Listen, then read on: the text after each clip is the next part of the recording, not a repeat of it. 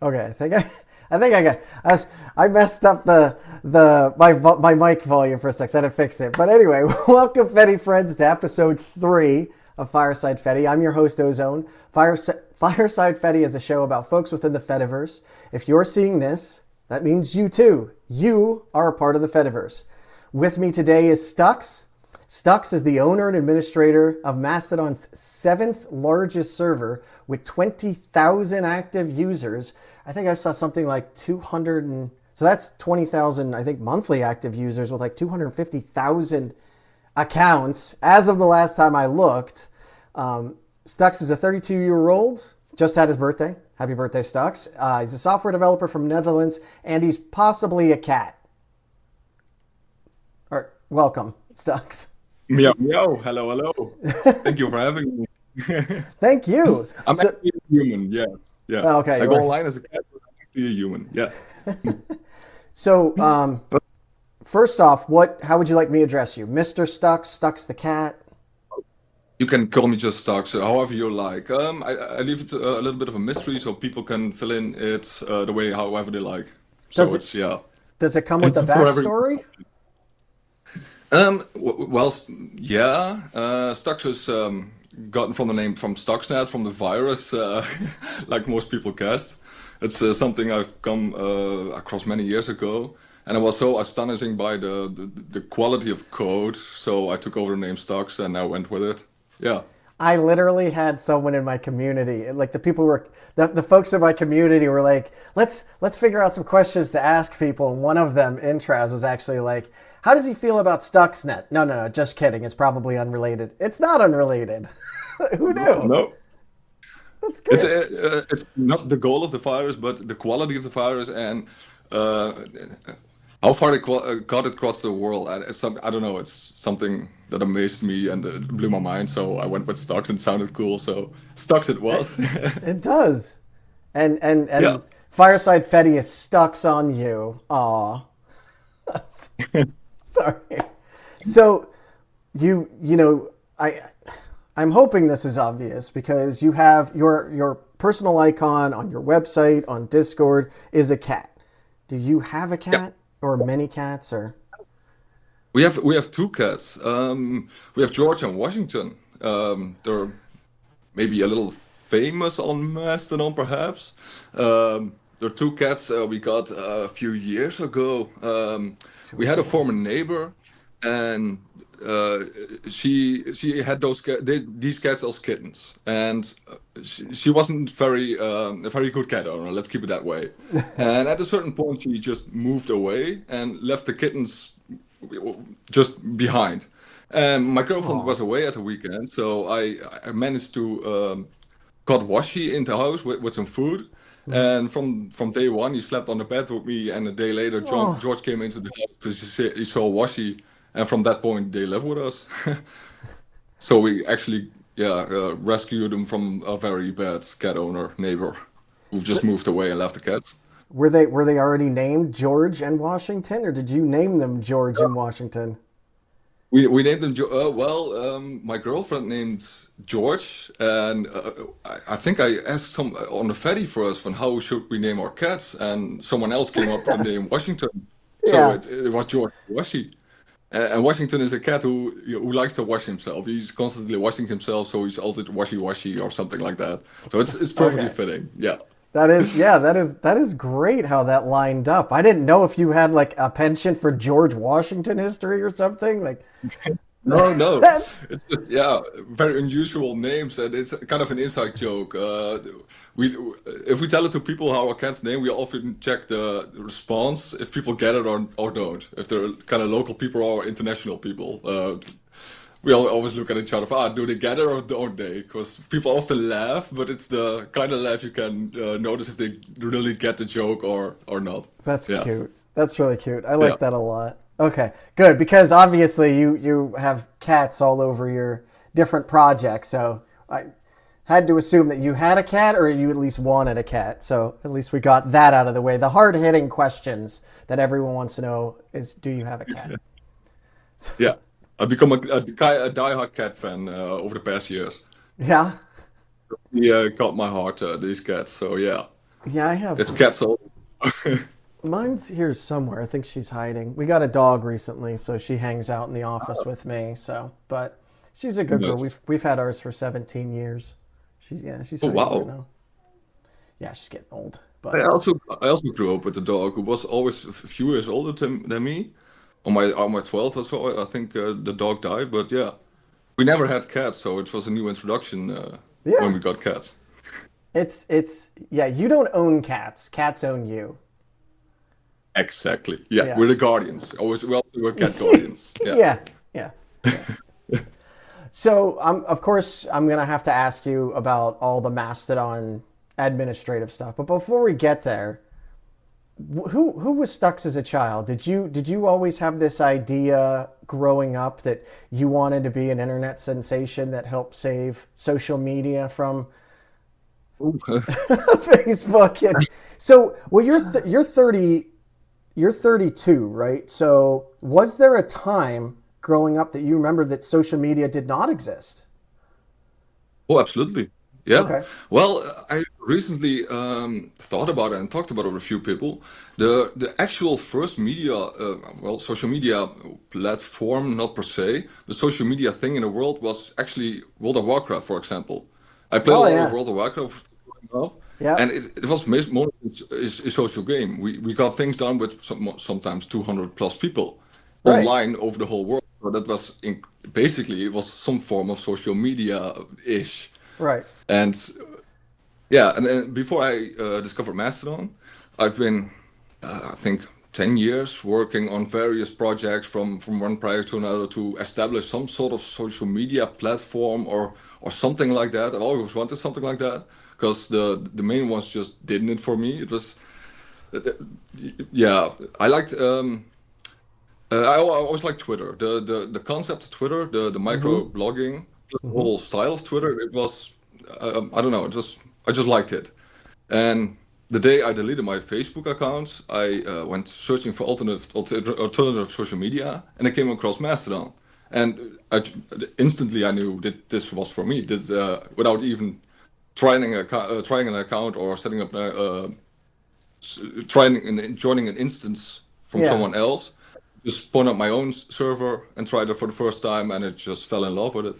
Was that the beginning of Mastodon.social? So it's mstdn.social. It's not the full Yeah. Mastodon.social, but was it that one? No, Okay. I don't even know what kind of domain it was. It was more of a funny domain or a test domain, something like that. Oh, But okay. mstdn was more like a joke. It started out as a joke, and it became very serious very rapidly. So I Yeah. had to stick with it. Yeah, I love clever domains, but mstdn social, I took a long time to get used to it because it's just well, it's a form of Mastodon social, but without Right. yeah. But yeah, it grew very rapidly, so I didn't have a choice to but stick with it and accept How for what it is, and yeah. But it well, started out as a joke. when did you first find Mastodon? Because if I remember, I started, I think in 2017, 2018, something like that, because I'm always looking for open source projects that are self-hosted to give, control back to us. And I'm almost positive when I got there, I know for a fact Fetty Tips was already there, and I'm pretty sure you were already there because you and I started talking like immediately. And it's not like we're deep friends or anything, but you and I have known each other now for 5, 6 years casually through Mastodon. Could be, yeah, I think so, yeah.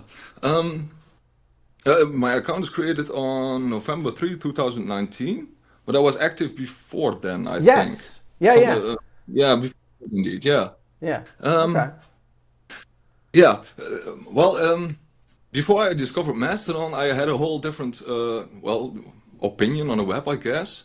I always learned that every website you make, every web shop or whatever form of a web platform has has to have some form of return. So you have to Yeah. have Google AdSense or affiliates or something like that. That was the way I was brought up, basically, or learned my internet behavior until the day I discovered Mastodon. I found out a project that didn't want anything in return. It was free. The code was free. It blew my mind. So Right? from that day, I rolled into the open source ecosystem. And from that day on, I changed completely. I ditched analytics. I ditched AdSense. I didn't want anything to do with the whole earning money on a website concept anymore because it didn't make any sense anymore. The open source world was so much more friendly or more um, people did stuff for free. It was I wanted to be part of that. This that was the day that changed my internet behavior basically, or my web design behavior. And Mastodon was the one responsible for that. Yeah. That's It was everything I wanted in a social media platform, and it was free. It was wow. right. Yeah. I mean, Yeah. I can't express, again, I was never into social media myself, but when I saw that we can run our own, like we can control this, like I was already a big open source advocate. I've run Linux for 18 years, I think now, 17 years. And so I was always looking for that kind of thing. So it's great to see that like you were so entrenched in this ideal, like things have to be this way. And then there's that little like light of clarity that comes through. And you're like, I'm done with all of it. You jump straight in. For real. It was really a moment of clarity, basically. Because in school, you get taught the other way. Everything has to have a return somehow, or some nasty Yeah. form of collecting data and using that, or and it never brought real returns. I mean, the few dollars you got from AdSense, it wasn't really worth exploiting your users to show them ads constantly over and over again, and that kind of stuff. And uh, and I found that Mastodon was basically running on funding from people who voluntarily gave them money because they liked the project. And I Yeah. so much like that aspect. Just people don't force people to pay for stuff. Just give them the optional option to give money, and people will pay. It's bizarre. That's the way how I act today. Everything I basically create is free, without ads, without tracking. I give it away for free and give people the option to donate. Just optional option in the hope someone ever comes along and thinks, okay, I have too much money. You know what? Here's cash and whatever, and do your thing. Yeah.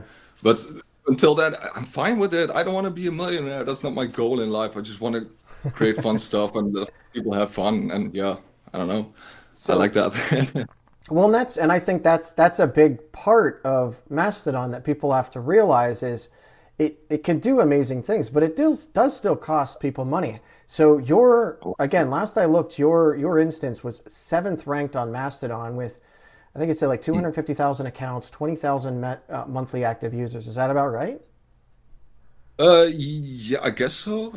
But that's just one instance. I have another one with You have a lot. Mastodon.ai. Yeah, I have three Mastodon instances. mstdn.social, in total of 250K users, I think. Mastodon.ai has about 70K. And we got Mastodon.coffee, but that's a relative small one. That's kind of an yeah, it manages itself. I often do the server updates. I check in on the server, but it really runs on itself. It's very tight community within the Fediverse. It's very cool. And but yeah, I have three servers, so that's only Mastodon. And besides that, we have also two PixelFed servers, a PeerTube server, and a ton of other free services like URL shorteners, uh, kill walls for paywalls and that kind of stuff. I have all the links on my blog. I have that up So right yeah, now, actually. Yeah, you have a whole bunch of right. different services, Just Android the apps, whole list, indeed. Yeah. Stux host, YouTube, Mastodon Social, Mastodon Coffee, I think Mastodon if you go 8A. to the status page of status.mstdn.social, you get a list of the Fediverse related services. What is it again? Status.mstdn.social. I think it's one on the top somewhere. Status.mstdn.social. Yeah. Let's see. Oh yeah, you have partially degraded service. Oh, oh. Let me see about. Translations I are showing red, by emails the way. about. I think I know indeed. Yeah. Yeah. Yeah. So Yeah. I'm aware about that. Yeah. Right, yeah, you I'm aware probably of already knew that. about that. But like, Well, today someone asked about a translating service, a free open translating service, and I replied to it with I think I posted a whole URL. And well, when I post URL on my account, I basically DDoS the websites because, well, the Fediverse has every Fediverse server wants a link preview, and well, yeah, it's a good way to test your website on DDoSing by posting a link, especially if you have somewhat more followers, for example. So I think I DDoS my own translating server, and I've been working on it, but yeah, I'm aware. I'm aware. yeah. But it's not a critical service, so yeah. But again, you run all of this stuff yourself, right? So even if you had all the hardware, you're still talking electricity, you're still talking bandwidth, so internet prices, right? And I'm assuming, do you run all the hardware at home?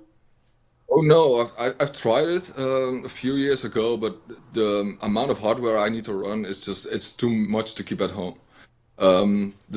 We've had a server, but the server was too slow at the end. The capacity was Okay. way too low.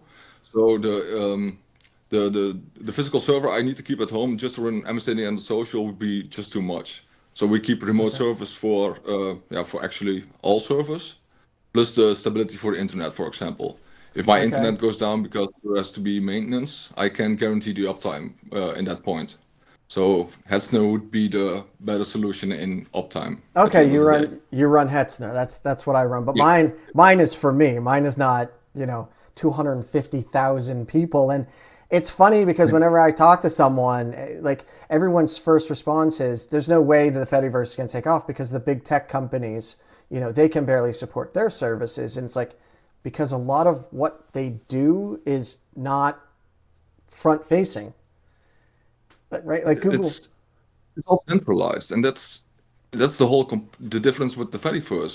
What is the load is all spread out.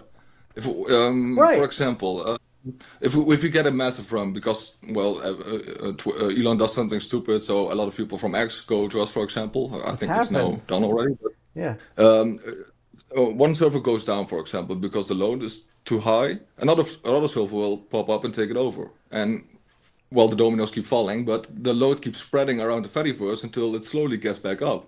And that happened multiple times over. That we've seen that many times over. And Yeah. with big tech is if one server goes down or their network goes down, there's no alternative. So people just keep Well, refreshing the page basically to a nothing.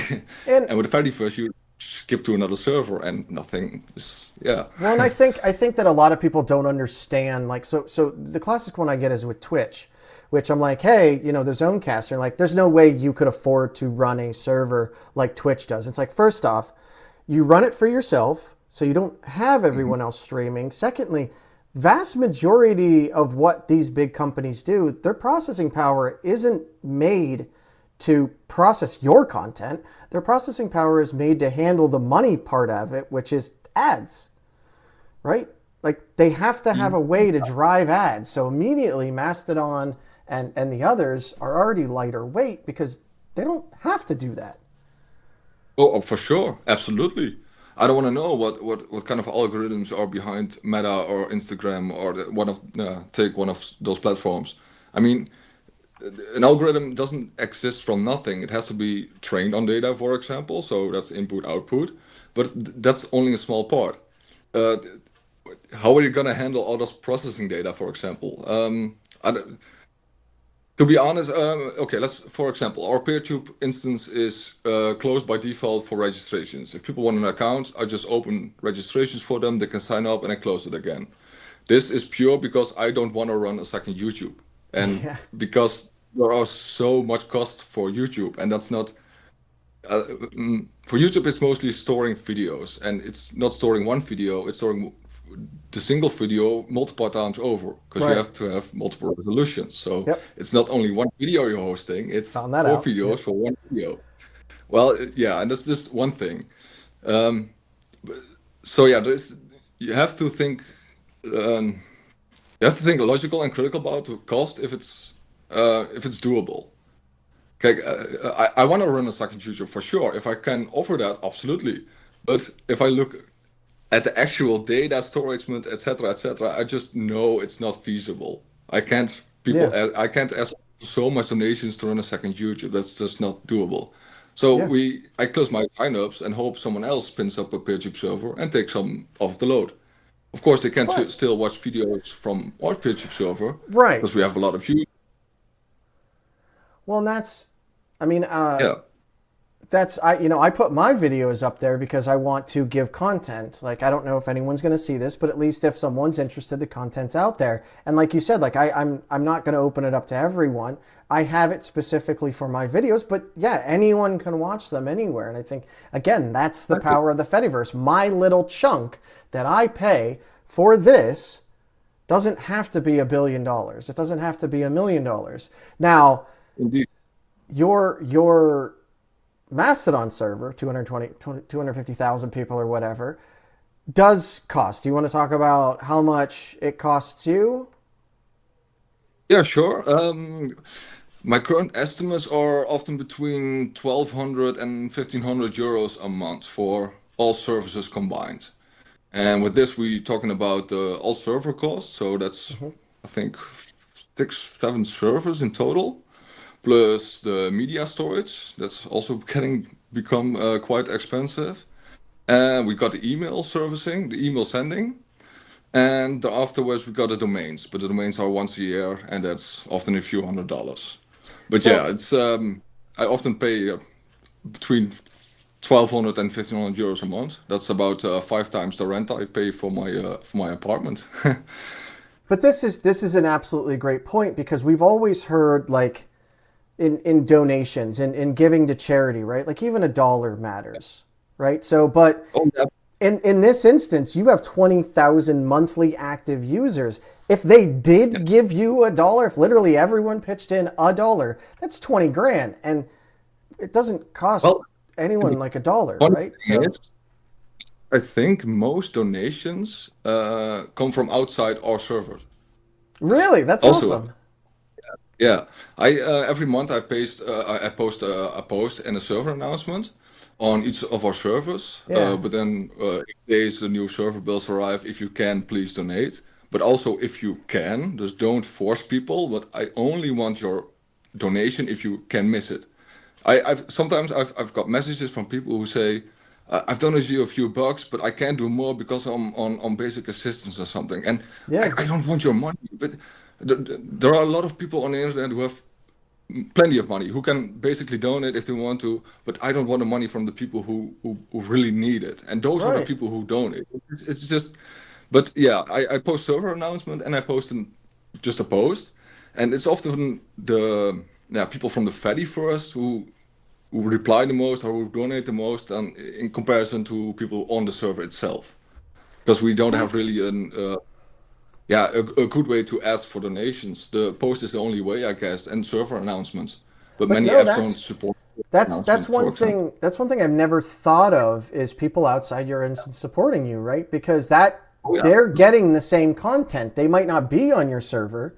So Yeah. that's even more amazing because again, if you could like if ActivityPub or the developers or Mastodon or someone set up a like non-profit like open collective and you bring it all together and then you start divvying out money like that would help the Fediverse grow and it doesn't as you said it doesn't Yeah. cost a lot for anyone a couple of bucks like even a couple of bucks from 1,000 people is a lot of money right like that's do Yeah, you absolutely.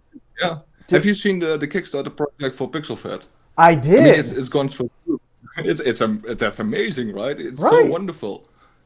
Yeah. yeah So for it's a lot of money. I mean, it's a lot of money, and for every individual, we never can wouldn't be able to pay such a thing. But if we all come together and we all just donate a few bucks or a few cents, it's just wonderful to see how many we can get together just with so many people. It's yeah, and it supports all the good stuff. It's yeah. So they still have 18 days to go, and they have wow, they're at Yep. 86,882 out of $35,000. So yeah, people want this. Yep. And thank you for reminding me. I meant to come back to this and donate a couple bucks, even though I don't really use PixelFed and Loops. This is what I want to do. I want to foster this kind of stuff. And again, if you have $5, toss it. Like Yep. this is literally for the common good. I'm in very close contact with Daniel. Daniel's kind of my guide, my teacher in Laravel. I've been working on Goldfish project since a few years back. I've had a bit of a struggle in between. I'm currently Yeah. getting back into it. And Daniel has always been my mentor and my guide somewhere. We've had a lot of conversation about this stuff, and uh, yeah, we're very much alike in him and in many things. And he always keeps pushing me to get back into into the Goldfish project, and because he knows it's also Laravel, so we have something to talk about. And yeah, dus he always a few days ago he sent me also a message. Have you seen our Kickstarter project? How awesome is this? People really want this. You gotta get back to the Goldfish, etc., Right. etc. So yeah, yeah. So I've had yeah. to let Sorry. people to let people know that in case that you're not familiar, Stux is referring to Daniel Supernote, who's also known as Dan Sup. He is the creator of PixelFed. He's the creator of Loops. I believe he worked on FettyDB. He's working on some kind of new encryption algorithm or something for Mastodon private chats, right? Or well, private chats in the Fediverse, not Mastodon. Yeah, yeah, basically, yeah. Yeah, that's Yeah, amazing. Daniel is very hard at work indeed. He's the founder of FettyDB, I guess. FettyDB, Um, yeah, yeah, FettyDB indeed the biggest collection of Fediverse data at the moment, I guess. yeah. Um, yeah, and he's a very big fan of Laravel and well the backend, the PHP backend, and he tries to push it also for the Fediverse. So yeah, he's been a really great help for developing. Absolutely. Well, and I remember you were talking about the Goldfish project, and that was one of the questions I had today. I went and looked it up, and I didn't really see much about it at the moment. I thought it was supposed to be what Loops became, but can you go over Goldfish, what you were working on? Yeah, Goldfish was my alternative for well, it started out as do you remember Vine from way back before Twitter bought it and shut it down? I too remember Vine, kind of. I never used Vine. I'm an old man, but yes, I It was kind of remember Vine. Yeah. kind of a pre-platform before TikTok. It was also Right. short Yeah. Yeah. Yeah. videos. Yeah. Design was very slick, and I just liked it. I don't know, it just yeah, kind of a pre TikTok, so to say. And so my first intention was to build an alternative, free open source for Vine, and later became Vine dash TikTok. But Daniel was also working, or started working at a project called Loops Loops. Yeah. at the moment. So it kind of discouraged me because, well, I was starting in the whole web development, the hardcore web development. Right. So I had to learn a whole lot. And Daniel was, well, he's more advanced, very more advanced. So at some point I became so far behind that I kind of, well, gave up a bit and focused more on game development. So yeah.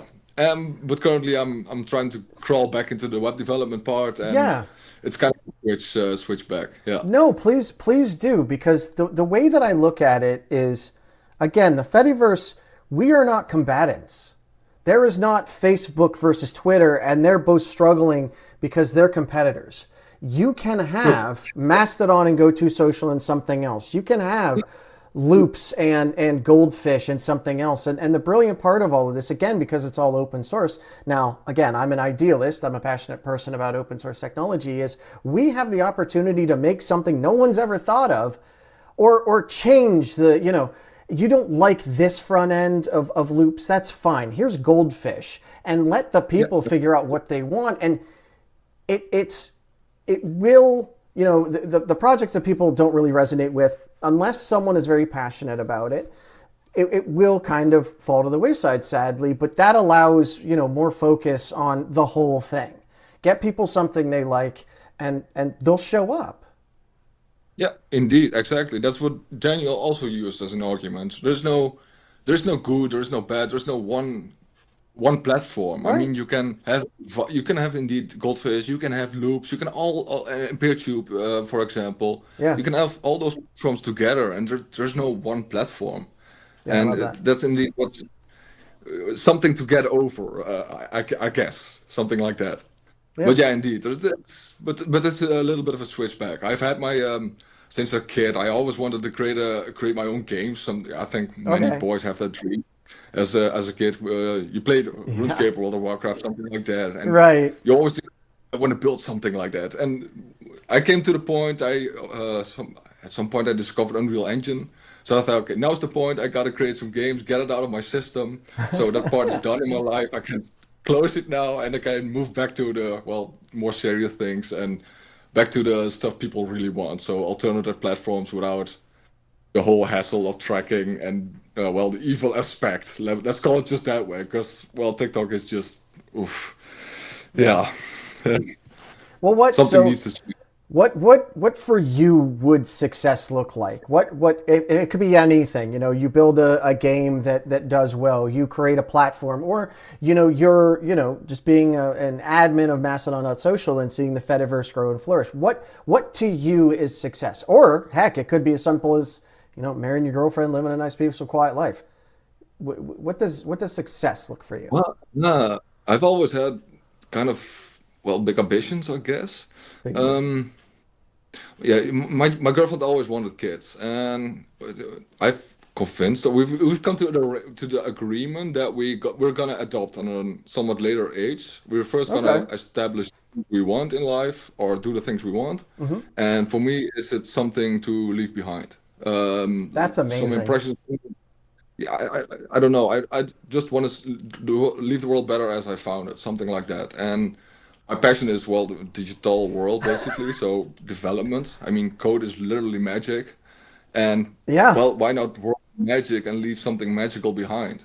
It's still a little bit of a fuss what it is exactly, but something to leave behind, something that people can build on basically for maybe generations. I don't know, but if I've No, come to but the I, to the I thing, love if that. I love that because you literally can build something, anything, doesn't matter what it is, and it yeah. gets left behind, Yeah. right? Like I, complete tangent, when I was in high school, I had a TI-82 calculator and I asked the math teacher, am I allowed to program it? And he said, yes, you still have to show your work. So I programmed it just thinking it wasn't like it was going to be for me to help me on tests. And I came up with these programs. And then, at the test time, I told people I programmed my calculator and everyone wanted it. So I passed it around and I warned them, there could be bugs, whatever. 3 years later, I talked to one of my high school friends' brothers who said it was still going around there. So when you create something, you never have any idea how it's going to be taken, but that's brilliant. Just you want to make an impact, right? And this is a way you can make an impact. That's great. I love that. Exactly. Even if just one person enjoys it, it's just worth it for me. Like for example, the games I create, if just one person plays it and enjoys it, it's just worth it for me. I don't have to get anything back or something like that. Just the Right, enjoyment yeah. of one person, basically enough. So everyone on top of that is just a big win, I guess, something like that. So Right. it's actually it's almost always worth the time in some way or another. And it's For example, maybe an extreme thing, but the seed vault of the global seed vault, there is a code storage somewhere from GitHub, I believe, in the Arctic vaults somewhere where code is stored, and I believe there's also a copy of Mastodon oh, there. So there is work from us literally stored somewhere in some vault. If humanity somewhere were to perish, our code will still survive somewhere in some vault or somewhere in the that's Arctic. This that's awesome. only that is just very cool to think about. It's nothing, but it's cool to think about. For example, No, but it's not. I mean, it's not nothing. You literally have your stamp on human history at this point in time, where it's not going to be like history. yeah, We have it, assuming we don't all destroy each other, and the digital age continues to grow and flourish. We have it all. And you can look that, back, and I absolutely love that. And it's not even the people that you don't know. You talk to one person, and they talk to one person. Like yeah. you had an impact there, and that's great. I love that, man. That's really cool. It's incredible to see indeed. But I don't want to be famous. That's Yes, no, I I don't. keep my full name and saying because I don't want to be famous. I love to have an impact, but rather on the background or something like Yeah, that. Just let something else speak for me. In this way, it's maybe a cat persona or something like that. But yeah.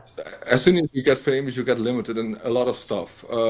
I don't know, or you feel limited, maybe it's something like that. I don't, but yeah, that's It's something like politics. I want to change everything, but I don't want to be in politics. So it's Right? rather shit. Yeah, it's yeah. No, and that's why I started this. Like I've told people time and time again, I'm not on Ooncast to get famous. I'm not on Ooncast to make money. I didn't start this show to be famous. It's not about me. I want it to be about the Fediverse and all the people behind it. Like I'm with you, but I need, especially right now in our political climate, I need to figure out a way to help, and I can give up a piece of me to talk to you folks, to help spread the message. And I absolutely love it. I've learned it's not social media I hate. It is the control and the change that they all brought to it. That is the bad thing. And we got it's. I saw a documentary recently and some about the internet.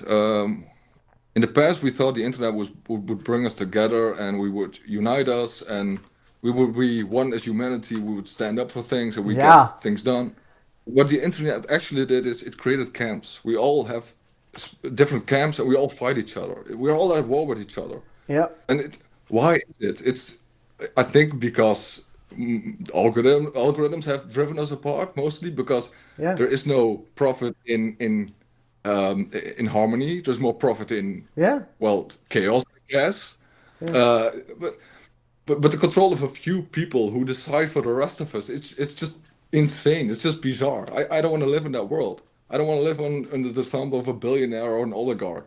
And that's what actually the internet is these days. It's control of the oligarchs. They really took control of it. I love to hear it because like when I say it out loud, I'm always like I can't be the only one. So it's nice to get that reassurance that other people feel the same way too. So I've been called a conspiracy theorist by my dad because of this stuff. And it's like, he was a construction worker and I'm in IT. And I'm like, Dad, they are doing this stuff. Like they have evidence. Like we've seen it. I know how this stuff works. Trust me. You know what? I've learned to, maybe sound harsh, but my dad always told me, stop with the computer stuff, go find a real job, and stop with that bullshit. Yeah. But for real, I was in Bitcoin. It was $9. I mean, at the time I was gloating about my dad. Oh, this is digital money. This has become the future, etc., etc. And he was always, bullshit. It's nothing. It's nothing. If I show my previous wallet, he doesn't even want to acknowledge it because he knows I was right. But with many examples, he doesn't want to acknowledge it because he knows at the end of the day, who laughs we got a saying in Dutch. I know who laughs last doesn't get a joke or something like that. But and I've come to learn that don't always trust people who are not in the profession. My dad is a truck driver, so what? No offense, but what can you tell me about the whole internet culture? And I think it's not even just the internet culture. It's the fact that the world goes by so quickly at this point in our hyper connected age that if you're not totally connected into it, like I think you and I are, you miss literal swaths of the internet. They come, they've peaked, they're gone in the blink of an eye, essentially. And a lot of people don't have a clue. But also with the world news, I guess. I was always the weird professor in my family. Every family has that weird professor kind of type, and I was always the one. I've come from a very small village. It was not very technical, and people don't like knowledge very much. Let's keep it that way. I was always the person who wanted on the computer. I wanted to learn things. I was excited for science and that kind of stuff. And where am I going with this? Sorry, I forgot my point. No, that's fine. You had a quest for knowledge, essentially, is what you're saying. Yeah, basically. The town I grew up with was always the knowledge wasn't very valued. It was always the unknowledge that was most valued. If you don't know about stuff, it's also fine. Only the stuff that happens within your own village is most important. Yeah. And I always came with world news topics like, oh, this happened in this country or this happened in that country. And my parents were always like, why do you need to know that stuff? Don't you know what happened down the street, for example? And I was like, yeah, but I don't care what happened down the street. I want to know what happens around the globe, the major things, the big things that have impact or something like that. Right. But I have a feeling that my parents didn't. They grew up in an age where it wasn't that Yeah. interconnected. It wasn't a Yeah. daily thing. So they read the paper, what was happening in the town maybe or a town over, and that's it. And that's what you need to worry about. But I'm worried about nuclear war. I'm worried about the war in Ukraine, about the presidency in the US. It's really a thing that really bothers me. And Yeah. my parents can never understand why that would bother me. But yeah, Yeah. I can't explain it to them. I really can't explain it to them. No, the world's changed. You're right. I think that it's gone Yeah, from Bob accidentally just trimmed Rose's hedges a little bit too high or too yeah, low to, that's kind of their thing. Let them have that conversation. Like that has nothing to do with us. Oh yeah, by the way, my elected officials are trying to destroy the government. Like not trying want to to get know that. political, but like, But yeah, we see it in a lot of areas where I literally talked to someone. She's like, the world is ending. And we're like, it's going to be okay. But we need to stay connected and we need to reach out to people with stuff like that. Like with Bob and Rose down the street, they're friends, but it's kind of not your business. I don't know. exactly. Yeah, indeed. Yeah. So, It's kind of funny indeed. The level of interest maybe in the global events. yeah, Like that's my a good way mom to put is it. very Yeah. low. My mom knows what happened with the neighbors, but she doesn't want to know what's happened in the US, for example. But yeah, so yeah, in that sense, it's growing up a little alone maybe because I don't know. Everyone has local interest, and you're the one who want to reach out, Yeah. get on the web to know people. I mean, I've met the most coolest, amazing people only on the web, and it Yeah. was only possible. There was no way I could meet those people in real or Yep. come across them in real life. Let's put it that way. No, Yeah. that's literally how I was. Literally the first time I saw the internet was through AOL. My buddy was showing me and I was like, you realize that we could talk to anyone anywhere in the world. He's like, yeah, it's not that Yeah. interesting. And I was like, no, this is amazing. Oh, it's mind blowing, right? Yeah. And but I often, if we have birthday parties or something like that, I always I bring up stuff that happens online, or I talk to that and that person, or um, for example, the CEO from Flipboard is one of our Patreons. That's something just Yeah. awesome. Flipboard is something I remember from back in the day, and the CEO of Flipboard is my Patreon. What? Yeah. It's just something that blew my mind. But if you tell the people offline that it's almost like Well, the people who you talk to are not real people because they're online, and online is something else. I also say people say online, yeah, in the real world, but I say AFK, away from keyboard, because online is also in the real world. It's my real world. I live in the digital world. Why wouldn't that be real? I mean, for me, it's yeah. real, right? Yeah. I No, mean, and it's for people who work in construction or in the factory, cool, that's your thing. But I'm not saying that's not real world. So why would you offend me by saying, yeah, yeah. all the stuff you do is not real? I'm talking to real people who really are at the end of the line. I mean, somehow it's something of a fake concept. I don't know. Yeah, That's amazing. funny. Well, so Yeah. to switch to the Mastodon topic, so you run the seventh largest Mastodon on the Fediverse right now, which Mastodon is by far, I think it makes up 50 or 60% of the entire Fediverse, but all the platforms seem to be growing quite well. What Yeah.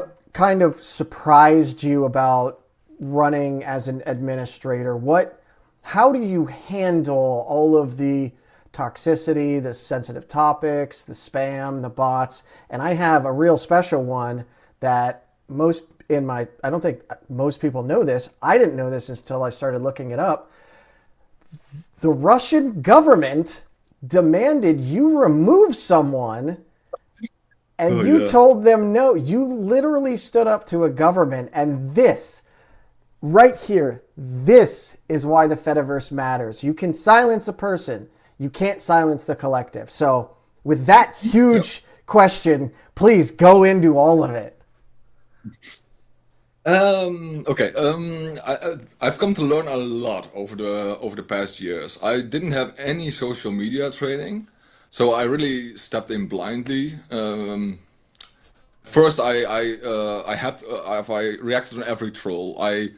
It was a bit echt a newbie experience basically, but over time you learn to kind of filter out what's important to reply on, for example, and what's important to just ignore and block or ban, for example. Um, Setting a line for your instance is very, very hard because drawing a line from what's allowed, what's not allowed. And Yep. I've come to learn over the past years that free speech, for example, is just a bullshit excuse Yep. to out To be whatever you want. offensive. Yeah, to be a bully. Exactly, Yeah. exactly. So I've come to say I don't do free speech. Free speech is well, in some say free speech is not really allowed. You can say whatever you want, but you can also say it with respect to another person. Yeah. You don't have Yep. to call them out whatever you want because that's just over the line. So if people start replying with all kind of hate words to people, it's just end of the line and they're just gone. I want a platform that I can present to my parents, for example. I want something that I can browse.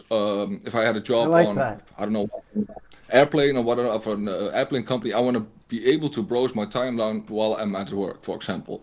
I don't want core content or offensive content, stuff like that. It has to be family friendly, basically. Because we have a lot of platforms these days that, well, they're not. They're just, yeah, very trashy, etc. And I don't want to be one of them. No, I So, think yeah, that's a great line to draw. Build a platform that you would want your parents or even your children to be able to go on safely, right?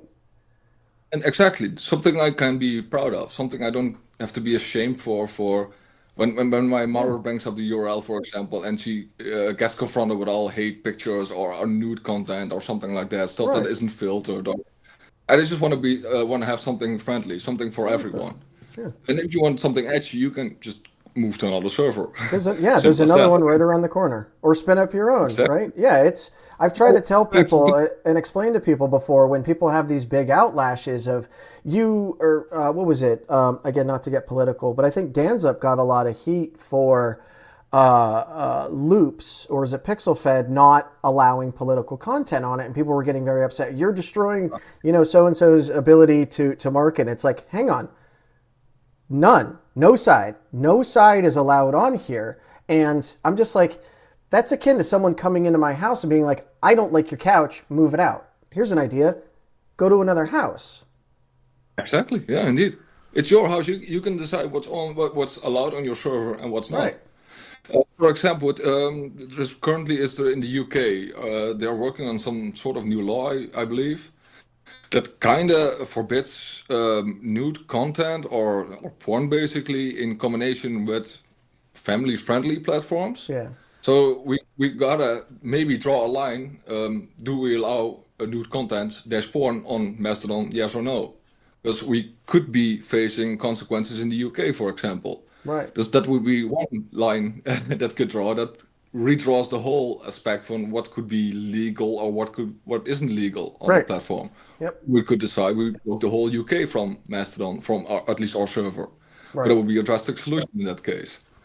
So yeah, it's a little bit measuring, I guess. What's One, doable?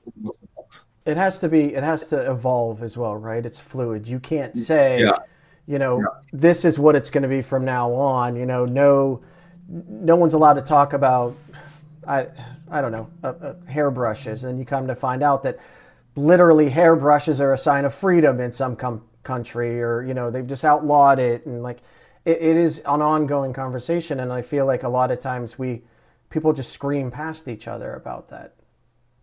yeah, exactly. So So, for example, I think mstdn social is banned in China because we have Winnie the Pooh emojis, I believe.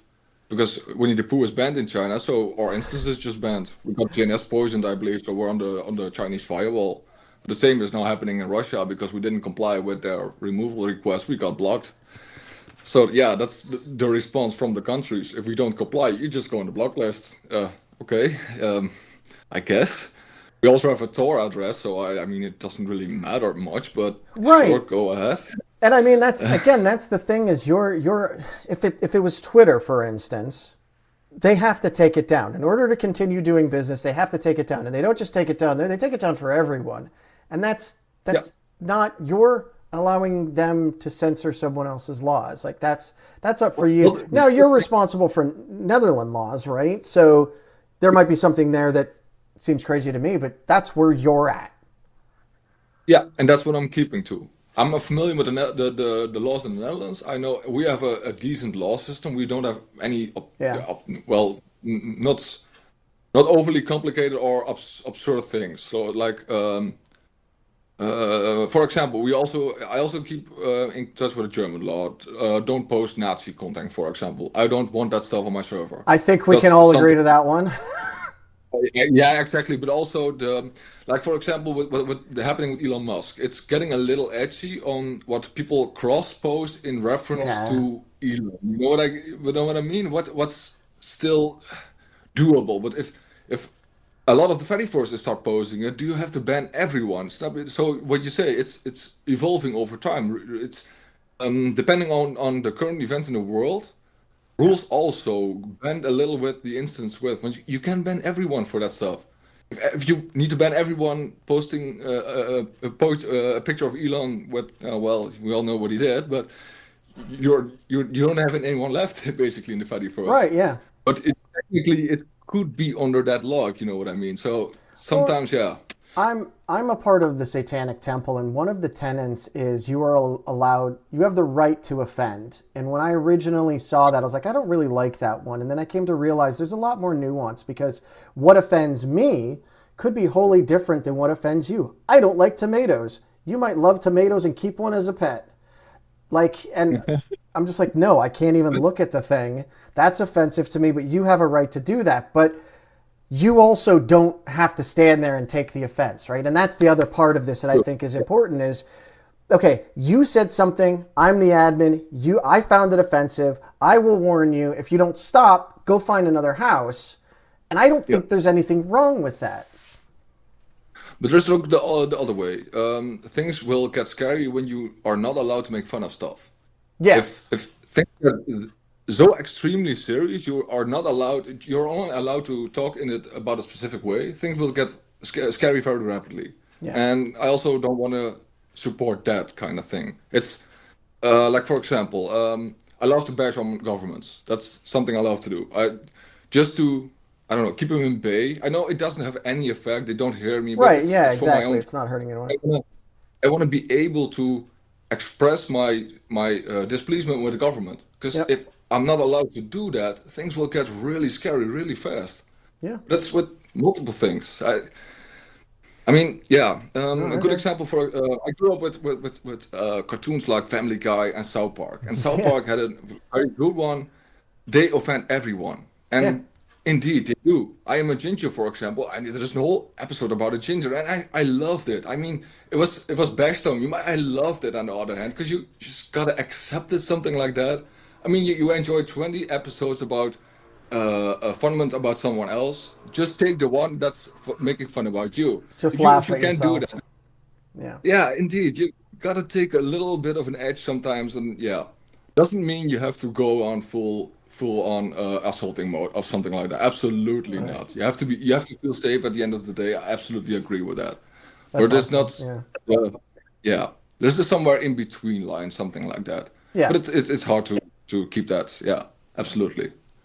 Only a couple more questions before our quiz. First off, Ooh. what can people do to help? Like, how can people help you and the services and the platforms and stuff?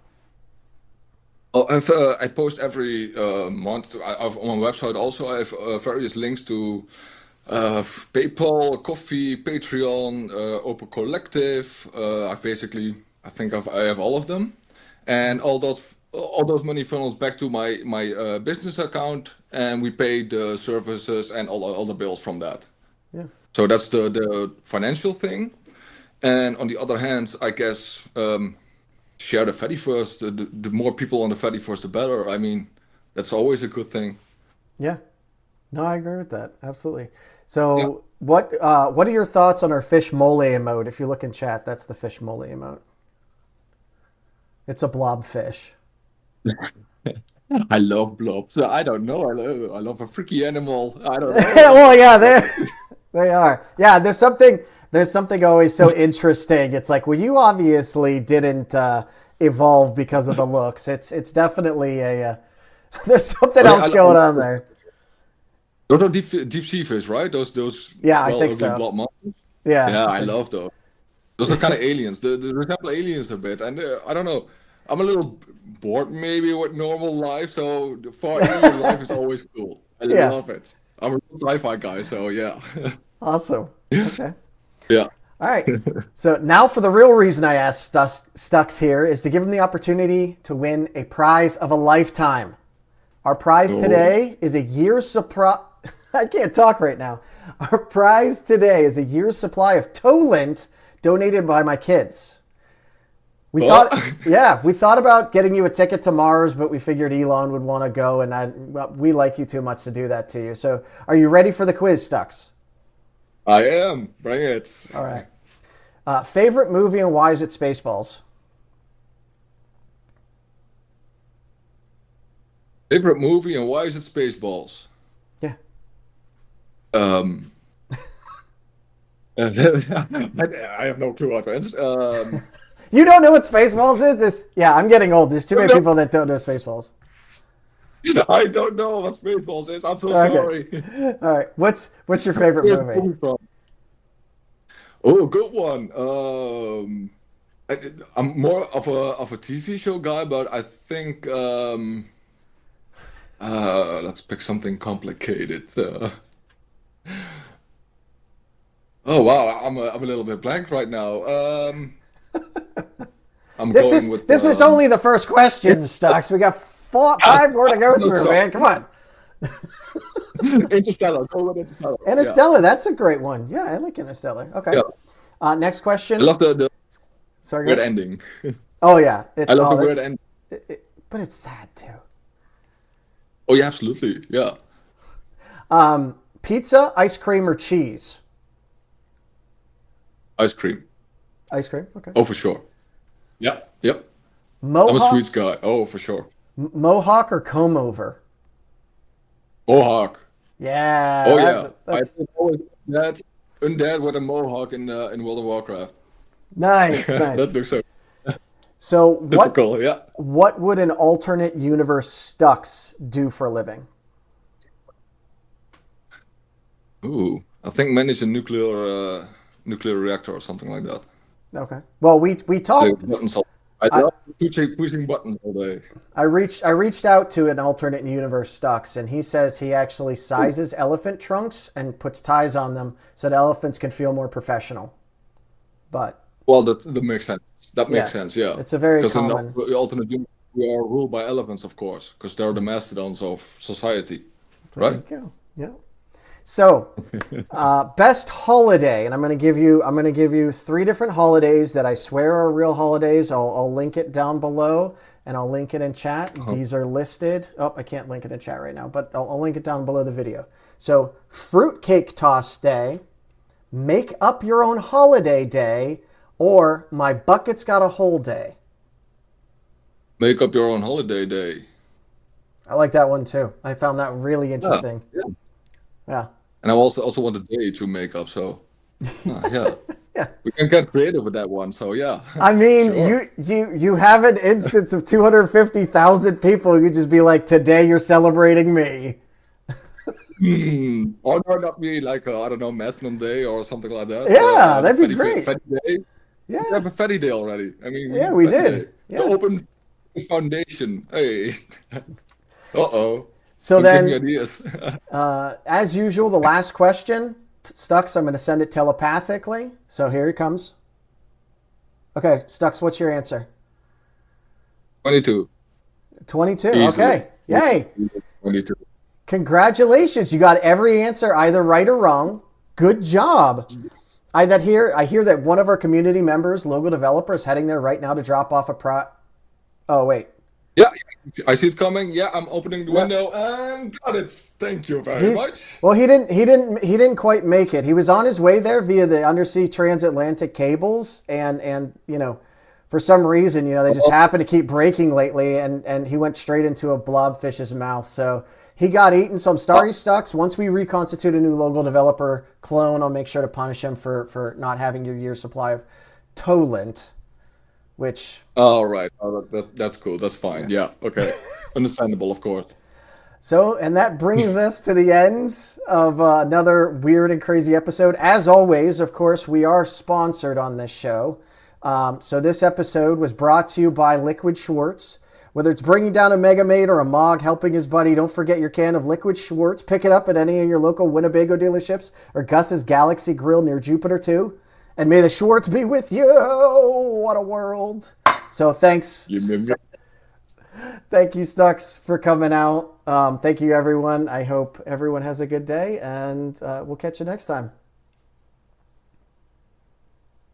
Thank you for having me. Have a nice evening, everyone. Bye.